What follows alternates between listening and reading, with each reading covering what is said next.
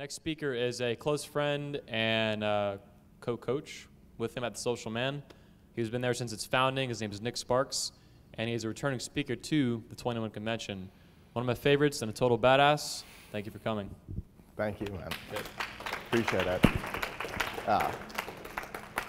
Give another obligatory round of applause for Anthony for, I mean, this seriously is an amazing event, and I appreciate being asked to come back here. I definitely appreciate it a lot. So thank you guys for having me. Also, congratulations to yourself, of course, as I'm sure you've heard more than once. Not every single person actually has the courage to stand up and make a change in their life. Everybody's got issues, everybody's got problems, but very few people actually do something about it. So, awesome on one hand. Also, another reason to be, congratulate yourselves is that this has been going on for what now, like 5 hours so far today? Multiple hours yesterday?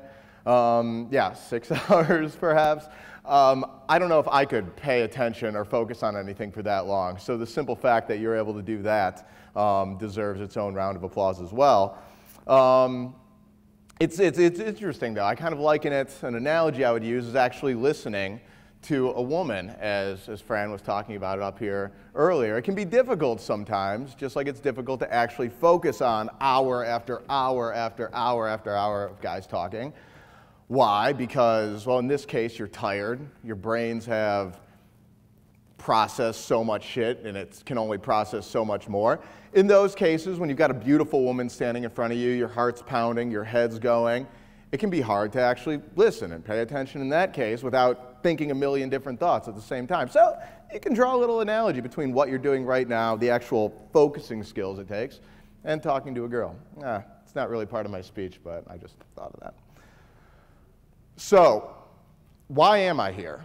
What am I doing standing here? I'm not going to talk about who I am. I mean, who really cares, honestly? Well, it started about 27 years ago when my mother gave birth to me. No, nobody really cares. I want to talk about why I'm here, though, because that's the important part. That's what actually matters. What am I doing here? Why am I standing in front of you? Exactly. I don't know. I mean, the obvious thought is that I'm standing here because you guys want to learn to get better at talking to girls. It's the obvious one. However, that's not why I'm here. I mean, yes, I'm a dating coach for a living. It's what I do, but that's really at the root of it, not why I'm here. It may be a symptom of why I'm actually standing here, why you guys are all sitting in the room right here, but it's not why I'm standing up here. The reason why I'm up here, and the reason why you guys are all sitting in those seats right now, is that, bear with me because I'm going to explain myself, is that we are living in a society that's been dominated by fear. Sounds a little kooky. Let me explain myself. What the hell does that mean? Once again, we live in a society, we live in a world, country, culture, whatever you want, that's been dominated by fear. Why do I say that? Why do I make such a broad, sweeping, general statement like that? Reason being is that, look at dating in our culture. Look at meeting and talking to members of the opposite sex. How should it be? If there wasn't any fear involved, what would happen? You'd be out someplace, maybe at a coffee shop, maybe at a bar, maybe walking down the street, you see a girl that you're attracted to, you see a girl that you like. You walk up to her. Hey, I think you're cute. I'd like to get to know you more. And the girl thinks to herself for a second, either, yeah, you seem all right too. I'd like to get to know you better. And you guys start talking and get to know each other better and decide if you want to make babies or not. Or she decides, I don't feel the same way. No offense. Maybe, I've got a lot on my mind. It's just not a good time for me. It's just not going to work out. And you say, I completely understand. No harm, no foul.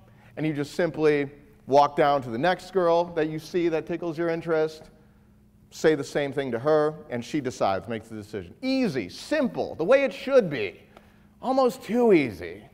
Why can't it be that way? Why? Because there's fear everywhere.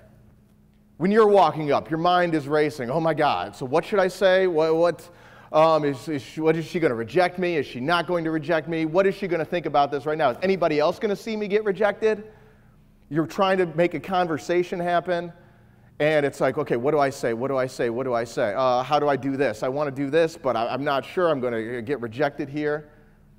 And you're not the only one feeling fear. That's for shit sure. She's got to be worrying the entire time, too. Is this guy a douchebag? Is this guy an asshole? Is this guy going to break my heart the way the last guy did? Is this guy a psycho killer who's going to chop me up into little pieces and leave me in the trunk of his car and then feed me to his cats once my body, gets a little smelly? I don't know. Somebody might think that. Maybe not. Maybe it's just me. She's got a lot of shit on her mind. How do I look? Do I look prettier than other girls here? Does my hair look okay today? Do I look fat in this dress? Fear. It's everywhere. And you all know exactly what I'm talking about because you've all felt it. You wouldn't be sitting right here if you didn't feel it, especially in relation to women. It's that feeling in your chest. Kind of creeps up. It feels really shitty. Fear, anxiety, doubt. And it sets off negative thoughts. It sets off self-defeating thoughts and actions. It happens to everybody. It happens all the time. It happens when you're trying to talk to a girl. It happens maybe at work, maybe at school, all over your life. You have pressure on something. You get that shitty feeling. And what happens? We've developed in our society a ton of ways of dealing with it, of making it go away, of avoiding it. What do? I don't know, we have another drink, maybe we smoke, maybe we go on our computer and just watch mindless things to avoid doing something that we don't really want to do. Oh, I really like the blue screen, Anthony. What are you doing? Either way.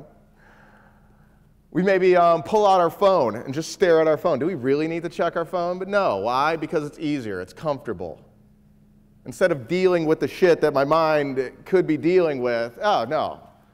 Get my mind off of it. I focus on some other shit. There's a million different things you could be doing. Because actually facing it, actually looking it right in the eye, it sucks. It feels like you want to get as far away from it as possible, and it's everywhere in our lives. We've got a million ways to avoid it. We've got no real way to stand up to it. It's just there. It's something we deal with every single day, and it sucks. That's why I'm here. That's why I'm standing in front of you guys right now, because it's my job, beyond all other things, to teach you to break through it, to stand up to it, to overcome it when it happens in your life in relation to women. And coincidentally, as you gain confidence from that, it affects every other part of your life where this has happened. It's a skill. It's a talent. And what's the root of this? How do I do it at the very core? It's the magic. I say a couple of magic words and it's gone. No. The way that I do this is basically based on a very simple foundational principle. And of course, there's more specifics, and I'm going to get into more specifics. But it's based on something very simple. It's based on the fact that